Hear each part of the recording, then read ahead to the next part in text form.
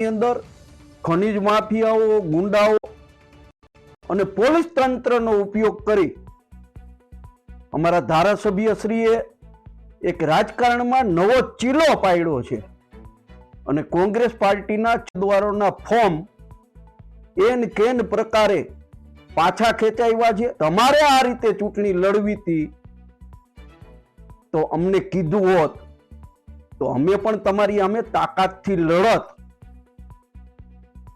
અમને પણ ફોર્મ ખેંચાવતા આવડે છે, પરંતુ લોકશાહી ઢબે ચૂંટણી લડવાની અમારી પ્રણાલી રહી છે।